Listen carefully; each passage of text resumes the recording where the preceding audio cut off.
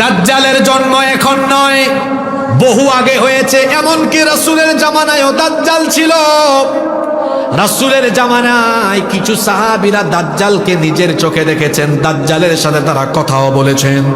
শুনেন তাহলে সেই হাদিসটা।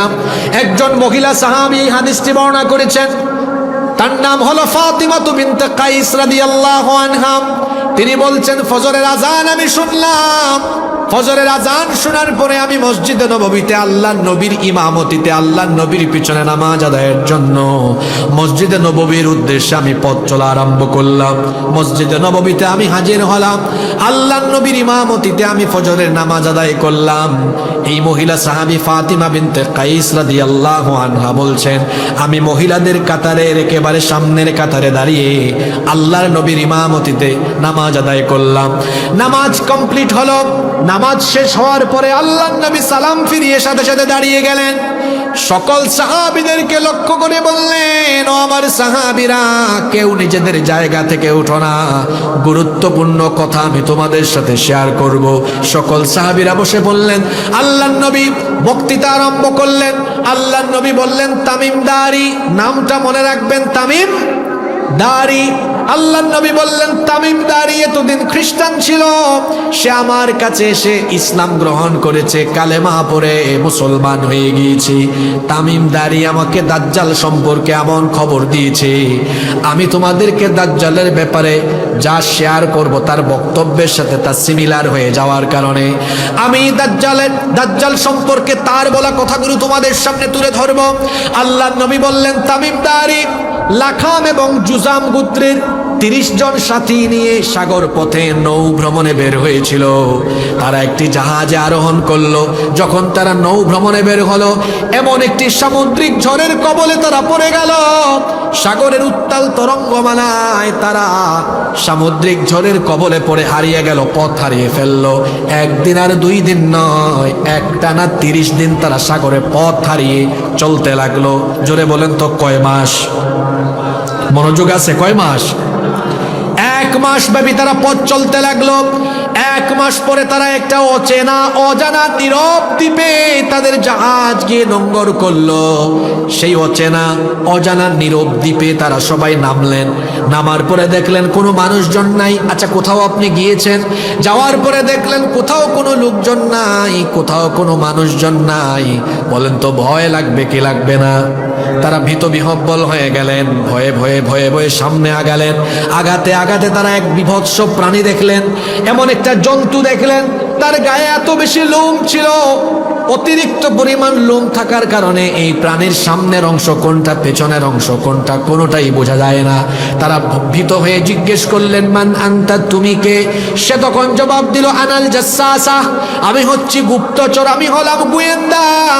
তখন তারা জিজ্ঞেস করলেন, এই অচেনা অজানা নীরব দ্বীপে তুমি কার গোয়েন্দাগিরি করো, তুমি কার গুপ্তচর? সে বলল, একটু সামনে আগাও, টের পাবা আমি কার গুপ্তচর।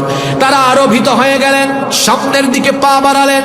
যেতে যেতে যেতে যেতে তারা গিয়ে দেখলেন ভয়ঙ্কর চেহারার এক বিভৎস দানবাকৃতির এক ব্যক্তি সেখানে এমন ভাবে আছে, আমার দিকে খেয়াল করেন, এই 2টা হাত ঘাড়ের নিচে এইভাবে দিয়ে শিকল বন্দি, আবার এক চোখা কানা, এলোমেলো উস্কো খুস্কো অসম্ভব রকমের কুকড়ানো চোল, ভয়ঙ্কর দানবাকৃতির বিরাট দেহ, 2 পা শিকল দিয়ে বাঁধা, 2 হাত মাথার নিচে এইভাবে করে শিকল দিয়ে জিঞ্জির দিয়ে বাঁধা, বিভৎস চেহারা। ভীত বিহ্বল হয়ে তারা জিজ্ঞেস করলেন, তুমি কে? এই অচেনা অজানা গহীন নীরব এই দ্বীপে তুমি এখানে শিকল পরানো, জিঞ্জির পরানো কেন? কে তোমাকে এখানে বন্দি করলো? সে তখন বলল, আমার পরিচয় তোমাদেরকে দিব পরে, তোমাদের পরিচয় আমাকে দাও আগে। আগে বলো তোমরা কারা, কোথা থেকে এসেছো? তারা বললেন, আমরা আরবের মানুষ, আমরা আরব থেকে এসেছি, নৌ ভ্রমণে বের হয়েছিলাম।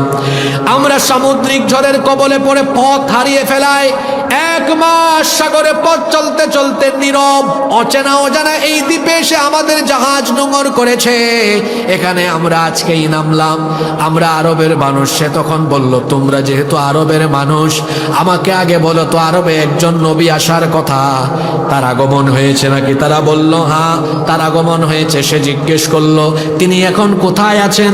তারা বললেন তিনি মক্কা থেকে হিজরত করে মদিনায় গিয়েছেন।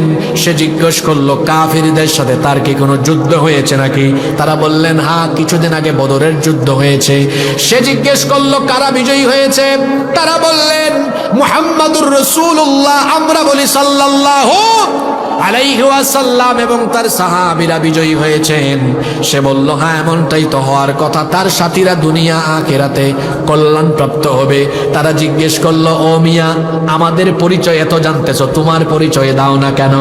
সে তখন বলল আমি তোমাদেরকে আমার পরিচয় দিব পরে, আমার 3টা প্রশ্নের উত্তর দাও আগে। জোরে বলেন কয়টা প্রশ্ন? তারা বলল ঠিক আছে, প্রশ্ন করো। সে জিজ্ঞেস করলো আমাকে বাইসানের খেজুর বাগানের খবর দাও। বাইসানের খেজুর বাগানে এখনো কি খেজুর গাছে খেজুর ধরে নাকি? মানুষ কি সেই খেজুর বিক্রি এবং খায় নাকি? সেই খেজুর বিক্রি করে এবং খায় নাকি?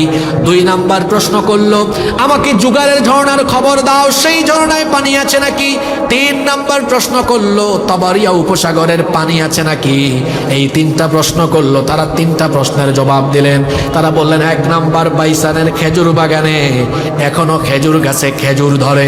2 নাম্বার প্রশ্ন ছিল জুগারের ঝর্ণা। লূত আলাইহিস সালামের এক মেয়ের নাম ছিল জুগার, যেখানে তাকে দাফন করা হয়েছিল সেখানে একটা ঝর্ণা ছিল, সেই ঝর্ণাও তার নাম অনুসারে হয়েছে জুগারের ঝর্ণা। তারা বলল হ্যাঁ, জুগারের ঝর্ণায় পানি আছে, সেই পানিও মানুষ ব্যবহার করে। 3 নাম্বার প্রশ্ন সে করলো তবারিয়া উপসাগরে পানি আছে নাকি? তারা বললেন হ্যাঁ, তবারিয়া উপসাগরে পানি আছে, সেই পানি এখনো মানুষ ব্যবহার করে। তারা জিজ্ঞেস করলেন তুমি যে 3টা প্রশ্ন করেছো, 3টা প্রশ্নের জবাব দিয়েছি, এবার আমাদেরকে বলো তোমার পরিচয়টা কি? শুনতেছেন আপনারা? সে বলল আনা মাসিহুদ দাজ্জাল, আমি হচ্ছি মাসিহুদ দাজ্জাল। এই কথা শুনে তারা ভয় পেয়ে গেলেন, ভীত বিহ্বল হয়ে জিজ্ঞেস করলেন তুমি যদি দাজ্জাল হও তাহলে তোমাকে এখানে শিকলবন্দি করে রাখা হয়েছে কেন? কেন তোমাকে এভাবে করে বন্দি করে রাখা হলো? সে তখন বলল আমাকে বন্দি করে রাখা হয়েছে যার ইচ্ছায়। জোরে বলেন তিনি কে? তোমরা এখানে আসলেই বা কেমনে সেটা তো জানি না। এখন পর্যন্ত দুনিয়ার কোনো মানুষ এই জায়গা পর্যন্ত পৌঁছাতে পারে নাই, কিন্তু তোমরা এখানে চলে আসলে কেমনে আমিও বুঝতেছি না। আমি দাজ্জাল। তারা বললেন তুমি যদি দাজ্জালি হও তাহলে তুমি এখানে বন্দি কেন? তুমি কোন সময় দুনিয়ার মানুষের চোখের সামনে যাবে, কখন তুমি আত্মপ্রকাশ করবে? দাজ্জাল তখন বলল আমি কখন দুনিয়াতে আত্মপ্রকাশ করব সেটা ওই 3টা প্রশ্নের সাথে সম্পর্কিত। কয়টা প্রশ্নের সাথে? যারা মনোযোগ দিয়ে শুনতেছেন তারা বুঝতেছেন আমি 3টা জায়গার নাম বলেছি। একটা হলো বাইসানের খেজুর বাগান, 2 নম্বরে বলেছি জুগারের ঝর্ণা, 3 নম্বরে বলেছি তাবারিয়া উপসাগর। সে বলল আমি দুনিয়াতে কখন যাব শোনো। প্রথম প্রশ্ন করেছিলাম বাইসানের খেজুর বাগানে খেজুর আছে নাকি? আপনাদেরকে পরিষ্কার করে দিই, এই 3টা জায়গায় ফিলিস্তিনে অবস্থিত। কোথায়? আরো জোরে বলেন কোথায়? বলল বাইসানের খেজুর বাগানে কি খেজুর আছে নাকি? তারা বলল হ্যাঁ। দাজ্জাল বলল শোনো, খুব শীঘ্রই বাইসানের খেজুর বাগানের সব খেজুর গাছ ধ্বংস হয়ে যাবে। যখন বাইসানের খেজুর বাগানে আর কোনো খেজুর গাছে খেজুর আসবে না, তখন আমি দুনিয়াতে আত্মপ্রকাশ করব। 2 নাম্বার জিজ্ঞেস করেছিলাম জুগারের ঝর্ণায় পানি আছে নাকি? তোমরা বলেছ হ্যাঁ। জেনে রাখো খুব শীঘ্রই জুগারের ঝর্ণা শুকিয়ে যাবে। যখন জুগারের ঝর্ণায় কোনো পানি থাকবে না, তখন আমি দুনিয়াতে আত্মপ্রকাশ করব। 3 নাম্বার প্রশ্ন করেছিলাম তবারিয়া উপসাগরে পানি আছে কিনা? গুগল শরীফে সার্চ করবেন, গুগলে সার্চ করে দেখবেন তাবারিয়া উপসাগরের নাম হলো sea of Galilee. Sea of, সে বলল এই সি অফ গ্যালিলি তাবারিয়া উপসাগরে যখন পানি শুকিয়ে যাবে তখন আমি আগমন করব। এই যে 3টা জায়গার নাম বললাম, গুগলে এবং ইউটিউবে গিয়ে আজকে সার্চ করবেন, বাড়িতে গিয়ে মিলাবেন। বাইসানের খেজুর বাগানে এখন কোনো খেজুর গাছ আগের নাই। ইহুদিরা মেক্সিকো থেকে এনে কিছু খেজুর গাছ এখানে লাগিয়েছে। জুগারের ঝর্ণায়ও এখন কোনো পানি নাই, শুকিয়ে গিয়েছে। 3 নাম্বার সি অফ গ্যালিলি, সেখানে ইহুদিরা কৃত্রিমভাবে কিছু পানি সরবরাহ করে, অল্প পানি, কিন্তু আগের মতো পানি নাই। তার মানে দাজ্জাল দুনিয়াতে আত্মপ্রকাশ করার জন্য যে 3টা জায়গা তার আত্মপ্রকাশের সাথে রিলেটেড, বলেন তো তিনটা জায়গার নামই বললাম। বাইসারের খেজুর বাগানে খেজুর এখন আগের কোনো গাছ নাই। তবারিয়া উপসাগরের পানিও শুকিয়ে গিয়েছে, জুগারের ঝর্ণায় পানিও শুকিয়ে গিয়েছে। তার মানে দুনিয়াতে দাজ্জালের আত্মপ্রকাশের সময় হয়ে শুনতেছেন আপনারা? এক হাদিসে 4 প্রশ্নের উত্তর পাবেন। 1, দাজ্জাল কোথায়, কি অবস্থায়? 2, কখন আগমন করবে? 3, এসে কতদিন থাকবে? 4, কি করবে? 4টা প্রশ্নের উত্তর কয় হাদিসে আছে? এই হাদিস থেকে জানলেন দাজ্জালের জন্ম হবে না হয়েছে? মহিলা মানুষের মতো কথা বলেন কেন? হয়েছে না হবে? তা আপনাকে যে আলোচনার শুরুতে বলছি দাজ্জালীয় ফিতনা আপনার পকেটে আছে, আপনি তো তখন কথা এটা বুঝেন নাই, আরেকটু পরে আরো ক্লিয়ার হবে। দাজ্জালের জন্ম হয়েছে, সে আছে। অন্য একটা হাদিসে এসেছে আল্লাহর নবী বলেছেন, আলা ইন্না ফি বাহরিল ইয়ামানি আও ফি বাহরিশ শাম আও ফি বাহরিশ শাম, আল্লাহর নবী বলেছেন ইয়ামেন কিংবা শামের কোনো একটা অচিন দ্বীপের মধ্যে আল্লাহ তাকে শিকলবন্দি করে রেখেছেন, অচেনা একটা দ্বীপ এসে আছে। এই সাহাবীরা বললেন, এই লোকজন যারা কথা বলছিলেন তামিমদারির সাথে যারা যে 30 জন ছিলেন, তারা বলেন আচ্ছা বুঝলাম তুমি দাজ্জাল, তুমি দুনিয়াতে যাবে কখন সেটার উত্তরও পাইলাম, এবার বলো দুনিয়াতে যাওয়ার পরে তুমি কি করবে? সে বলল এই দুনিয়ায় মক্কা আর মদিনা বাদ দিয়ে সকল জায়গায় আমি ঘুরে বেড়াবো, আর মানুষকে ইমান থেকে আমি ইমান হারা করে আমি মানুষকে কাফির বেঈমান বানিয়ে দিব।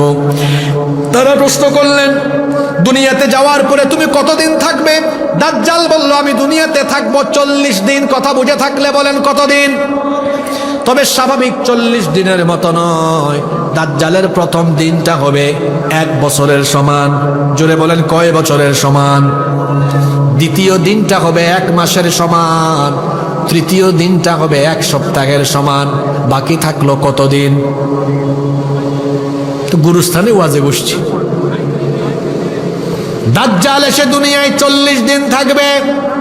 প্রথম দিনটা হলো 1 বছরের সমান, দ্বিতীয় দিন হলো 1 মাসের সমান, তৃতীয় দিন হলো 1 সপ্তাহের সমান। বাকি থাকলো কতদিন?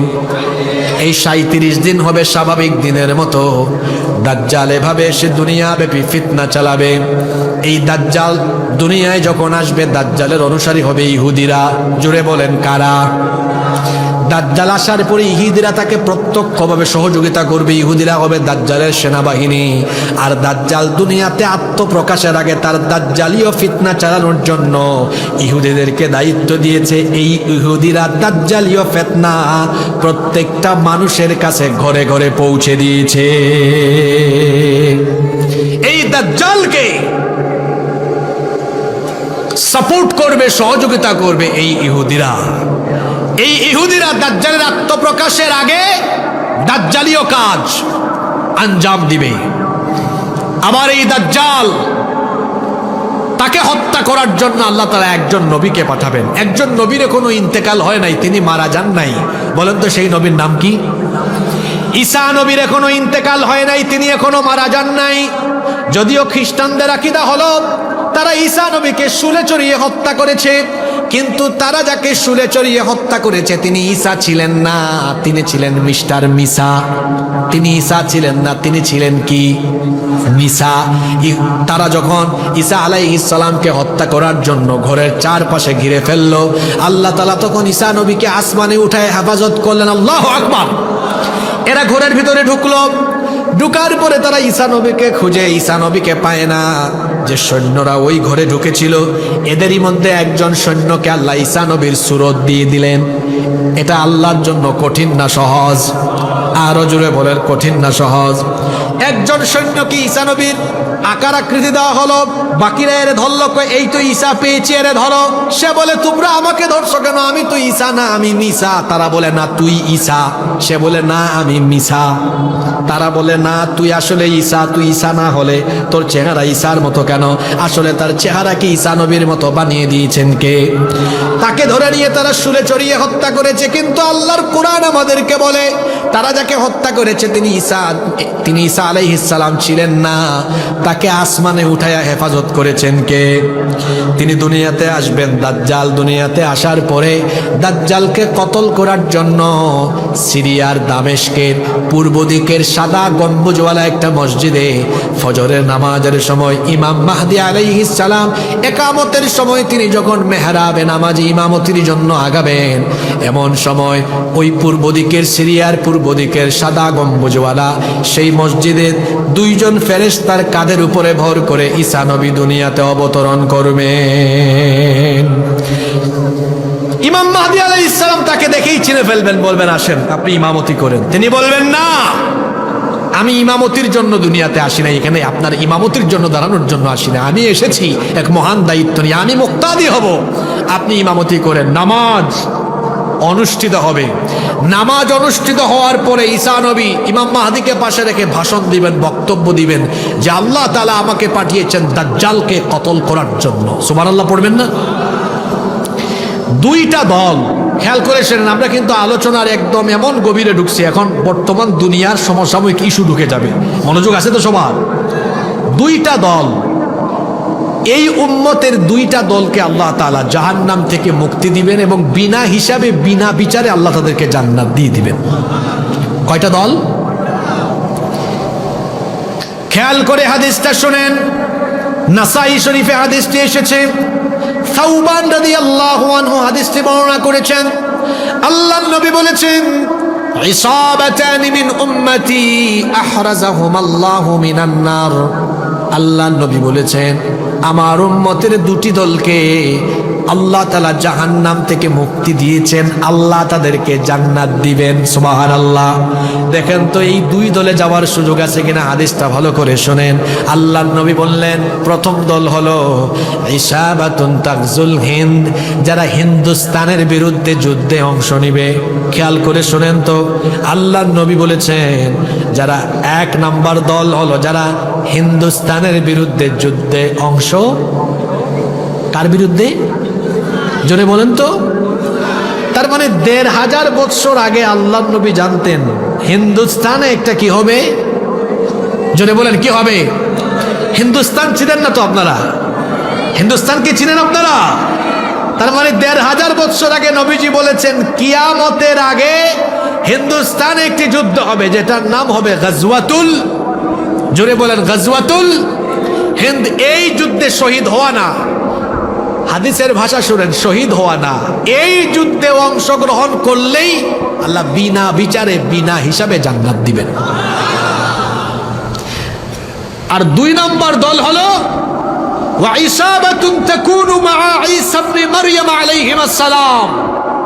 ঈসা নবী দুনিয়াতে আসার পরে যারা দাজ্জালের বিরুদ্ধে ঈসা নবীকে সাহায্য করার জন্য ঈসা নবীর সাথী হবে, তাদেরকে আল্লাহ বিনা হিসাবে জান্নাত দিয়ে দিবেন।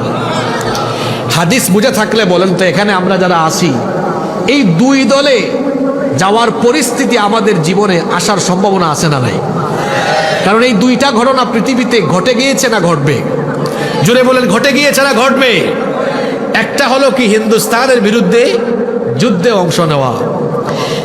আপনারা জানেন যে বর্তমানে এমনিতেই হিন্দুস্তানে এমন এক পরিস্থিতি বিরাজ করছে, তারা নিজেরাই গাউরামি ঘাটতেরামি করে করে তারা এই অঞ্চলে একটা যুদ্ধ বাঁধিয়ে দেওয়ার মতো পরিস্থিতি সৃষ্টি করছে। মনোযোগ আছে তো আপনাদের? গেল কিছুদিন আগে কাশ্মীরে একটি জঙ্গি নাটক নরেন্দ্র মোদী সরকার সাজিয়ে গোটা ভারতবর্ষে তারা এখন মুসলমানদের উপরে নিপীড়ন করছে।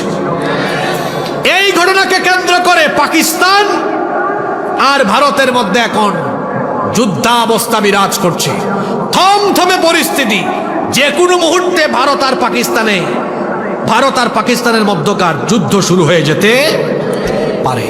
একদিকে তারা পাকিস্তানের সাথে ঠেলাঠেলি করে, অন্যদিকে গত ৫ই আগস্ট 2024 তারা তাদের সেবাদাস, তাদের তাবেদারদেরকে বাংলাদেশের নেতৃত্ব থেকে হারানোর পরে বাংলাদেশের ব্যাপারে তাদের দৃষ্টিভঙ্গি তারা এমন করেছে যে তারা বিভিন্ন সময় বিভিন্ন ইস্যু দিয়ে তারা এমন এমন পরিস্থিতি সৃষ্টি করছে যেন মনে হয় তারা গায়ে পড়ে ইচ্ছে করে বাংলাদেশের সাথে একটা যুদ্ধাবস্থা পরিস্থিতি তৈরির চেষ্টা করছে। আমরা সতর্ক করে দিতে চাই, আমার দেশের লাল সবুজ পতাকার দিকে কেউ চক্ষু বাড়ালে সেই চক্ষুকে আমরা তুলে ফেলবো। এই দেশের মানচিত্রের দিকে কেউ কালো হাত বাড়ালে এদেশের 20 কোটি মানুষ সেই কালো হাতকে ভেঙে চুরে গুঁড়া গুঁড়া করে দিবে। কারণ আমরা কাউকে ভয় করি, একজনকে ভয় করি, তিনি কে? তারা আমাদেরকে ভয় দেখায় এবং তাদের দেশের মিডিয়াগুলো বাংলাদেশের ব্যাপারে কিরকম মিথ্যাচার করে তা আপনারা জানেন। এই যে রিপাবলিক বাংলা, পশ্চিমবঙ্গের একটা ইউটিউব ভিত্তিক সংবাদ মাধ্যম, এই চ্যানেলের যে সাংবাদিক ময়ূখ রঞ্জন, দেখছেন ব্যাঙ যেমন লাফায় সেও তেমন। আর কি ডায়লগ, থাকবে না বাংলাদেশটা, থাকবে না। আপনারা দেখছেন কিনা গতকাল কলকাতায় তার বিরুদ্ধে আর এই রিপাবলিক বাংলার বিরুদ্ধে মানুষ স্লোগান দিয়েছে, থাকবে না রিপাবলিক বাংলা, থাকবে না, অর্থাৎ এটা বন্ধ করে দিতে হবে, থাকবে না ময়ূখ রঞ্জন, থাকবে না, অর্থাৎ তাকে জেলের বাইরে থাকতে দেওয়া হবে না। অর্থাৎ হিন্দু মুসলিম দাঙ্গা এবং সংঘাত বা উস্কানিমূলক বক্তব্য দেওয়ার অপরাধে দায়ে হিন্দু মুসলিম সবাই এখন এর গ্রেফতার করার জন্য আন্দোলন করছে। এমনকি এই চ্যানেলটাকে বন্ধ করার জন্য তারা কি করছে? আন্দোলন করছে। তারা মাঝে মাঝে পরিসংখ্যান দেখায়, বাংলাদেশ আর ভারতের যুদ্ধ পরিস্থিতি তৈরি হলে বাংলাদেশ পারবে না। তারা বলে আমাদের যুদ্ধ বিমান বেশি, তাদের যুদ্ধ বিমান কম, আমাদের জনসংখ্যা বেশি, তাদের জনসংখ্যা কম, আমাদের মিলিটারি বেশি, তাদের মিলিটারি কম, আমাদের জাহাজ বেশি, তাদের জাহাজ কম। অর্থাৎ অস্ত্র শস্ত্র এবং যুদ্ধের যাবতীয় উপাদান সরঞ্জাম তাদের বেশি, আমাদের কম, এজন্য আমরা তাদের সাথে পারবো না। কিন্তু এই ব্যাককলের দল এরা তো জানে না, আমাদের কাছে কিছু না থাকলেও, ওদের কাছে সব থাকলেও আমাদের কাছে এমন একটা জিনিস আছে যা ওদের কাছে। বলেন তো সেটা কি? জোরে বলতে হবে, সেটা কি? মুসলমান যখন ইমানি চেতনা নিয়ে দাঁড়িয়ে যায় তখন সেই মুসলমানদেরকে পরাভূত করার, হারিয়ে দেওয়ার শক্তি দুনিয়াতে কারোরই নাই। আমাদেরকে ভয় দেখায় লাভ নাই, কারণ আমাদের নবী আমাদেরকে 1500 বছর আগে জানিয়ে গিয়েছেন হিন্দুস্তানে একটি যুদ্ধ হবে। তিনি আমাদেরকে জানিয়ে গিয়েছেন যে এই যুদ্ধে যারা অংশ নিবে আল্লাহ তাদেরকে জান্নাত দিয়ে দিবেন। আমরা যুদ্ধপ্রিয় নই, আমরা শান্তিপ্রিয়। তবে কেউ যদি আমাদেরকে একদম গায়ে পড়ে আমাদের বিরুদ্ধে লেগে যায়, আমরা মুসলমান, আমরা যুদ্ধপ্রিয় নই, আমরা শান্তিপ্রিয়, এটা ঠিক আছে। আমরা কাউকে আক্রমণ করি না, এটাও ঠিক আছে। কিন্তু জেনে রাখতে হবে, আমরা কাউকে আক্রমণ করি না, এটা যেমন সত্য, তেমনি আমরা আক্রান্ত হলে কাউকে ছাড় দেই না, এটাও সত্য। সম্মানিত সাতক্ষীরাবাসী, আল্লাহ রসুল শুধু জান্নাতের সুসংবাদ দিয়ে যাননি, আরো বলেছেন এই যুদ্ধে প্রচুর মুসলমান শহীদ হবে, কিন্তু এই যুদ্ধে আল্লাহ মুসলমানদেরকে বিজয় দিয়ে দিবেন। শহীদ হওয়ার কথা শুনে আপনারা কি ভয় পেয়েছেন? আমার জাতীয় কবি বলেছেন, উহারা চাহুক দাসের জীবন, আমরা শহীদি দরজা চাই। নিত্য মৃত্যু ভিতরা, মোরা মৃত্যু কোথায় খুঁজে বেড়াই। আমাদের অতীত ইতিহাস আমরা জানি, আমাদের পূর্বপুরুষেরা বদরে, ওহুদে, খায়বারে, খন্দকে চিপায় চাপায় লাশ দেখেছেন, তারা ভয় পাননি। সাগরের উত্তাল তরঙ্গমালা পাড়ি দিয়ে পৃথিবীর দিক দিগন্তে তারা কালিমার পতাকা উড়িয়েছে। আমরা তাদের উত্তরসূরি, আমাদেরকে মৃত্যুর ভয় দেখিয়ে লাভ নাই। আগুনের স্ফুলিঙ্গ ভেদ করে সাগরের উত্তাল তরঙ্গমালা পাড়ি দিয়ে জালেমের সামনে, জালেমের বুকে কাপুরী সৃষ্টি করে কালেমার পতাকা আমরা উড়ায় দিব।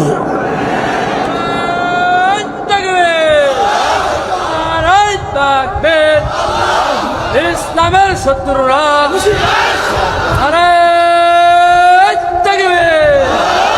সম্মানিত সাতক্ষীরাবাসী, আমরা শুধু স্লোগান দিয়ে এখান থেকে যাব না। ভারতবর্ষে যে যুদ্ধ হবে, এই যুদ্ধে মুসলমানরা যে জিতবে, বিজয়ী হবে, এটা কোরআন থেকে, হাদিস থেকে আর বাস্তবতা থেকে আমি আপনাদেরকে বুঝাই যাব ইনশাআল্লাহ। কষ্ট হচ্ছে না তো আপনাদের? বলবো না, শেষ করে দিব। যাদের ইমানের ব্যাটারি দুর্বল হয়ে গিয়েছিল, আজকে এখান থেকে তাজা করে উঠেন, ইমানের ব্যাটারিটাকে একদম আল্লাহর কোরআন দিয়ে চার্জ দিয়ে ফুলফিল করে তারপরে এখান থেকে উঠেন ইনশাআল্লাহ। আসেন প্রথমে কোরআন থেকে দেখি।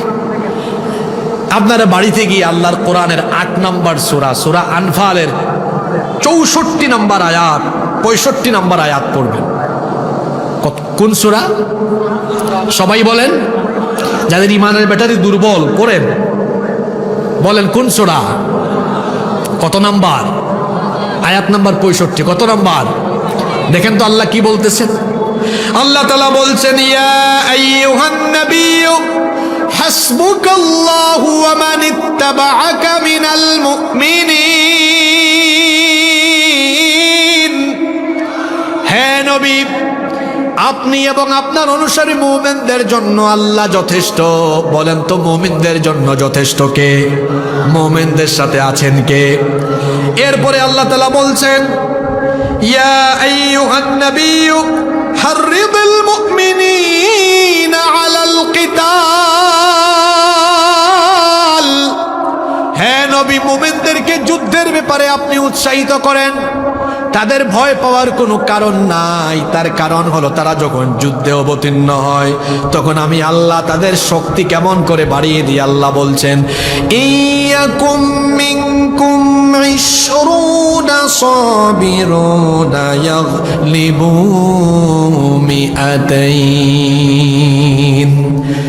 মুমিন যখন 20 জন থাকে, তখন 200 জন কাফিরকে তারা পরাজিত করে দিতে পারে। আল্লাহু আকবার। এরপরে আল্লাহ বলছেন, ওয়া ইয়াকুম মিনকুম মিআতুন ইয়াগলিবু আলফাম মিনাল্লাযীনা কাফারু বিআন্নাহুম কওমুন লা ইয়াফকাহুন। আর মুমিন যখন 100 জন থাকে, 1000 কাফিরকে পরাজিত করে দিতে পারে। সুবহানাল্লাহ পড়বেন না? আপনার একটা আশ্চর্য বিষয় খেয়াল করেন, এখানে 2টা গাণিতিক হিসাব দেওয়া হয়েছে। কয়টা? দেখি কারা কারা মনে রাখছেন। 20 জনে কত? 200। বলেন 20 জনে কত? 200। 100 জনে? আশ্চর্যের ব্যাপার হলো, এই 2টা গাণিতিক হিসাবের ভাগফল কিন্তু একরকম। যেমন 200কে 20 দিয়ে ভাগ করেন, ভাগফল কত হয়? 200কে 20 দিয়ে ভাগ করলে কত হয়? 10 হয়। কত হয়? এবার আপনারা 1000কে 100 দিয়ে ভাগ করেন তো কত হয়? 10 হয়। তাহলে ভাগফল কি একরকম না আলাদা? তার মানে আল্লাহ বোঝাতে চাচ্ছেন, যুদ্ধে অবতীর্ণ হলে মোমেনদেরকে আল্লাহ তাআলা এমনভাবে শক্তি বাড়িয়ে দেন যে একজন মোমেন 10 গুণ বেশি শক্তিশালী হয়ে যায়। যুদ্ধের টাইমে যে মোমেন 10 গুণ শক্তিশালী হয়। আপনাদেরকে দেখেন একটা ঘটনা শোনাই। ওই যে খায়বারের যুদ্ধে, কোন যুদ্ধ? খায়বারের যুদ্ধে মুসলমানরা লড়াই করতেছে কাফেরদের বিরুদ্ধে, বিজয় হয় না। নবীজি বললেন, আগামীকাল আমি এমন একজনের হাতে এই যুদ্ধের দায়িত্ব তুলে দিব, আল্লাহ তাআলা আগামীকাল এই যুদ্ধে বিজয় দিবেন। সুবহানাল্লাহ পড়বেন না? সাহাবীরা তো সেই রাতে অস্থির। নবীজি কাকে না কাকে দায়িত্ব দেন। নবীজি আলী রাদিয়াল্লাহু আনহুকে দায়িত্ব দিলেন। তাকে বলা হতো আসাদুল্লাহিল গালিব। তিনি এক হাতে তলোয়ার আর আরেক হাতে খায়বারের লোহার কপাট। কপাট বুঝেন তো আপনারা? লোহার কপাট আরেক হাতে নিয়ে একদমই কপাট দিয়ে কাফেরদেরকে সাইজ করেছেন। যুদ্ধের পরে যখন সবাই শুনলো আলী রাদিয়াল্লাহু আনহু ওই লোহার কপাট হাতে নিয়ে কাফেরদেরকে সাইজ করেছেন, তারা তো অবাক যে এই কপাট তুলতে তো কয়েকজন লাগে, উনি একা এক হাত দিয়ে তুলছেন কেমনে? আলী রাদিয়াল্লাহু আনহু যখন শুনতেছেন সবাই বলা বলি করতেছে, তিনি বললেন, দেখো আমি কেমনে তুলা দিয়েছি। এখন যখন তুলতে যাবেন তুলা দিতে, নবীজি এটা দেখে বলেন, আলী লজ্জা পেও না, সত্যি তুমি যুদ্ধের সময় এটা তুলা দিয়ে এটা দিয়ে কাফেরদেরকে সাইজ করেছিল, এটা সত্য, কারণ সেই সময় আল্লাহ তোমার গায়ে এমন শক্তি ঢেলে দিয়েছিলেন। আমরা মুসলমানরা কোনোদিন সংখ্যা দিয়ে বিজয়ী হই নাই, আমরা বিজয়ী হয়েছি কোয়ালিটি দিয়ে। আমরা যখন ইমানি তেজ নিয়ে দাঁড়িয়েছি, আল্লাহ ফেরেশতা পাঠাইয়া সাহায্য করেছেন, শক্তি বহুগুণে বাড়িয়ে দিয়েছেন। সুবহানাল্লাহ। তাহলে এই আয়াত যে আয়াতটা আজকে তেলাওয়াত করলাম শোনেন, যুদ্ধ শুরু হয়ে গেলে মুসলমানরা ঈমান নিয়ে দাঁড়ালে তারা কয় গুণ শক্তিশালী হয়? আস্তে বলবেন না, জোরে বলেন, কয় গুণ? ভারতের জনসংখ্যা 130 কোটি, বাংলাদেশের জনসংখ্যা কত? 18 বা 20 কোটি। তাহলে আমরা সংখ্যায় কম না? কম। কিন্তু আসেন, বাংলাদেশের জনসংখ্যা 18 বা 20 কোটি, তার মধ্যে মুসলমান হলো 14 কোটি। কিন্তু 14 কোটি যদি যুদ্ধে আল্লাহর উপর আস্থা নিয়ে দাঁড়ায়, তখন কি 14 কোটি থাকবে? 10 গুণ শক্তি বাড়বে। তাইলে 10 দিয়ে 14 কোটিকে গুণ করেন তো কত হয়? 140 কোটি। এরপরে ভারতে জনসংখ্যা 130 কোটি, এর মধ্যে 30 কোটি মুসলমান আছে না নাই? এরাও যদি দাঁড়ায়, 30 কোটি গুণ 10 কত হয়? 300 কোটি। যে ব্যাককলরা মিডিয়ায় বসে হিসাব করে, এরা আল্লাহর কোরআনের হিসাব জানে না। আপনাদের এলাকায় পাটা পুতাইল বলেন না শিলপাটা বলেন? জি, শিলপাটায় পেঁয়াজ নড়া না? নড়া। আপনাদের সাতক্ষীরার ভাষা শিখে যাই আমি, আমাদের ভাষা তো অন্যরকম, আমাদের সিলেটের ভাষা। হ্যাঁ, আপনি গেলে বলবে কিতাবাই সাব্বালানি, আউকা বউকা খাউকা যাউকা। তো শোনেন, শিল কি বলছেন ভাই? শিল নড়া। তো শিল নড়ার মাঝখানে পেঁয়াজ মরিচ যাই দেন, এটা কি হয়ে যায়? একদম মিশে যায়, একদম ভর্তার মতো হয়ে যায়, তাই না? উগ্রবাদী, চরমপন্থী, জঙ্গি, সন্ত্রাসী, আরএসএস এর গুন্ডা, মোদির নেতৃত্বাধীন সেই সবগুলো সন্ত্রাসীকে হুঁশিয়ার করছে, নিজেরাই যুদ্ধাবস্থা তৈরি করো না। যদি নিজেরাই যুদ্ধাবস্থা তৈরি করো, এইদিকে 14 কোটি, ওইদিকে 30 কোটি যখন দাঁড়াবে, আল্লাহর কোরআনের হিসাব অনুযায়ী 10 গুণ শক্তিশালী হয়ে এইদিকে 140 গুণ, ওইদিকে 300 গুণ শক্তি নিয়ে এমন ভাবে দাঁড়াবে, শিল পাটার মাঝখানে সবকিছু আসতে যেমন ভর্তা হয়ে যায়, গাজওয়াতুল হিন্দ শুরু হলে উগ্রবাদীরা ভর্তা হয়ে যাবে, দিল্লিতে কালেমার পতাকা উড়িয়ে দেওয়া হবে। তাহলে কোরআনিক হিসাব জানলাম, কোনোভাবেই যুদ্ধে মুসলমানদেরকে হারানো যায় না যদি মুসলমানরা ঈমান নিয়ে দাঁড়ায়। তো গাজওয়াতুল হিন্দে মুসলমান ঈমান নিয়ে দাঁড়ালে 10 গুণ শক্তিশালী হবে। তো 10 গুণ শক্তিশালী হবে, এটা কি আমার কথা না আল্লাহর কথা? মোকাবেলা করা যাবে? জোরে বলেন, মোকাবেলা করা যাবে? তারপরে আসুন হাদিস কি বলছে। নবীজি তো বলেই গিয়েছেন এই অঞ্চলে একটা যুদ্ধ হবে কিয়ামতের আগে। এই যুদ্ধে মুসলমানদেরকে বিজয় দিবেন কে? আপনাদের আর কোনো সন্দেহ আছে? তাহলে কুরআন বলে, হাদিস বলে, এই অঞ্চলে একটা যুদ্ধ হলেও আল্লাহ জিতায় দিবেন কাদেরকে?